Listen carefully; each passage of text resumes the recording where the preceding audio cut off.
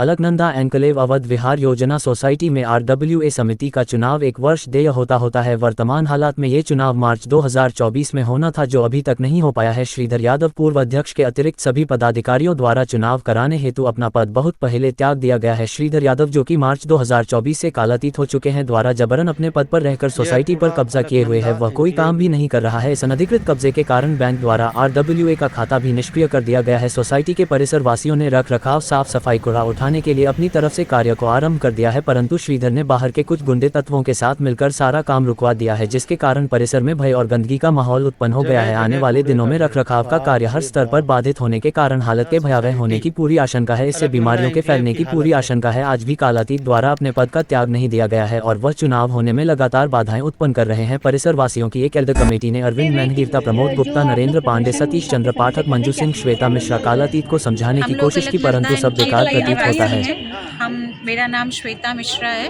पिछले 10 दिनों से हमारे परिसर की सफाई नहीं हो रही है, कूड़ा नहीं उठाया जा रहा है। हम लोगों ने एक वैकल्पिक व्यवस्था बनाकर कुछ पैसे इकट्ठे किए कि आप पैसा ले लीजिए और हमारे कैंपस की सफाई करिए, लेकिन जो ठेकेदार हैं, आप लोग जरा उनका भी कवरेज ले लीजिएगा। गेट पर लोगों को बिठा करके जिस तरह से ब्लैकमेलिंग हो रही है, सुबह परिसर की महिलाओं को गाली देना, वरिष्ठ नागरिकों के साथ बहुत अभद्र व्यवहार करना, ये सारी जिस तरह की अलोकतांत्रिक हरकतें वो लोग कर रहे हैं, उसका तो हम लोग अब समर्थन भी नहीं करते। और अब हमारी प्रशासन से भी ये मांग है कि ये सिक्योरिटी एजेंसी और ये सफाई की एजेंसी हटा करके हमें कोई दूसरी प्रोवाइड कराई जाए। अब इनको हम लोग अपने कैंपस में भी नहीं चाहते हैं। जिस तरह से ये ब्लैकमेलिंग कर रहे हैं, एक छोटे से परिसर में इस तरह के, और एक ठेकेदार के आगे पूरा पुलिस प्रशासन विवश है, ये देख के तो हम लोग सबसे ज़्यादा आश्चर्यचकित हैं। और इसके पीछे क्या है कि पिछले 3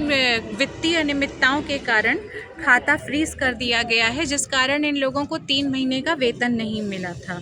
इसी के लिए हम लोगों ने सब लोगों ने पैसों को कलेक्ट किया कि इनको जो है इकट्ठा करके मजदूरों को कुछ पैसा दे दिया जाए और ये कार्य करना प्रारंभ करें।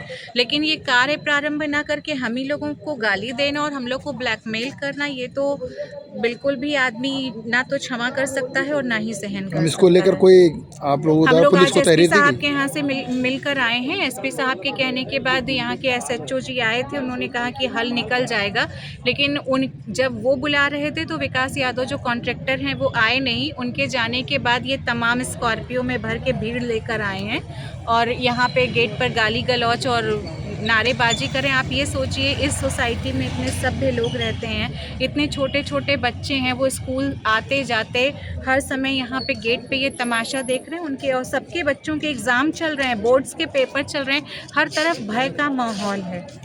तो इससे जितनी जल्दी हमें निजात दिलाई जाए उतना अच्छा है। और दरअसल 18 तारीख को माननीय उच्च न्यायालय गए थे हमारे अध्यक्ष महोदय, और वहाँ से जब कोर्ट ने रोक लगा दी कि खाता नहीं खुलेगा, तो 19 तारीख से ये उन्हीं की शय पर ये सारा काम हो रहा है, बाहर जो बैठे हैं।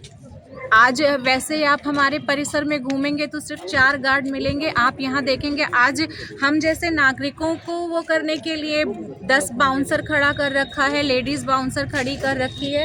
वैकल्पिक व्यवस्था के तहत जो 8 महिलाएं आई थी, उन्हें किसी तरह गाड़ियों में बिठा के हम लोग कैंपस के बाहर करके आए हैं। उन्हें जान से मारने की धमकी तक दी गई है।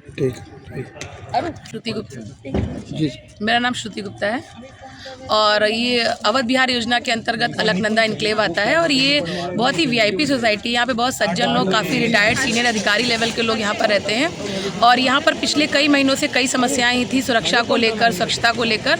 इसको लेकर जो हमारे परिसर के वरिष्ठ जन हैं, उन्होंने एक टीम बनाकर लगातार, जो यहाँ के अध्यक्ष हैं, जो कालातीत अध्यक्ष हैं, उनसे लगातार रिक्वेस्ट की कि समस्याओं का निदान करें, लेकिन उनका कोई निराकरण नहीं हुआ। तो विवशता हम सभी यहाँ परिसरवासी हैं, उनको एकजुट होना पड़ा। और पिछले 4-5 दिनों से हम लोग अपनी बातों को लेकर उनके समक्ष जा रहे हैं, उनके सामने रख रहे हैं, अपनी समस्याओं को कह रहे हैं, और हम सब एकत्र होकर लगातार एक हल निकालने की कोशिश कर रहे हैं। लेकिन वो कहा जाता है कि जब अच्छी तरह से बात नहीं बनती तो लोगों को गुस्सा आता है। तो वही यहाँ पर देखने को मिला। जब हमारी बातों को नहीं माना गया तो हम लोगों ने एक तरह से शांतिपूर्वक अपना विरोध प्रदर्शन जताने की यहाँ पर एक पहल की थी, लेकिन उसको भी रोकने का लगातार प्रयास किया जा रहा है। और यहाँ पर जो हमारा मेन गेट है, वहाँ पर एक तरह से हम ये कह सकते हैं गुंडों की फौज यहाँ पर इकट्ठा कर ली गई है। जो अध्यक्ष अध्यक्ष जी हैं और जो यहाँ के जो ठेकेदार हैं जिनको सारी सुरक्षा और सफाई का ठेका मिला था।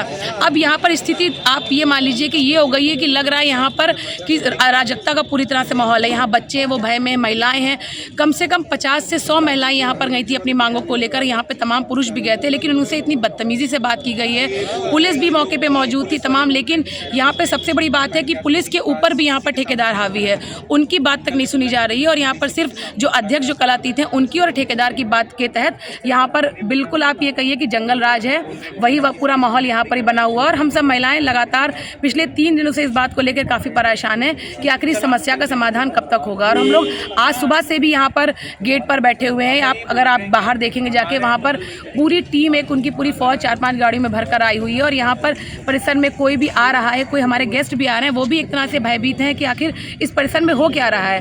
ये परिसर जिनको एक तरह से हम ये पूरी एरिया का अवध बिहार योजना का एक VIP परिसर कहा जाता था, लेकिन इस समय ऐसा माहौल है कि यहाँ पे आने से जो हमारे गेस्ट हैं वो भी यहाँ पे घबरा रहे हैं। अगर कोई घटना होती है उसकी जिम्मेदारी किसकी? बिल्कुल, देखिए यहाँ पर अगर कोई भी घटना होती है, अभी जब सुबह हम महिलाएं सब वहाँ पर गए थे, अपनी बात रख रहे थे, हम महिलाओं से बहुत अभद्रता की गई थी, बहुत बदतमीजी से बात की गई थी, कई महिलाओं से धक्का मुक्की भी की गई थी।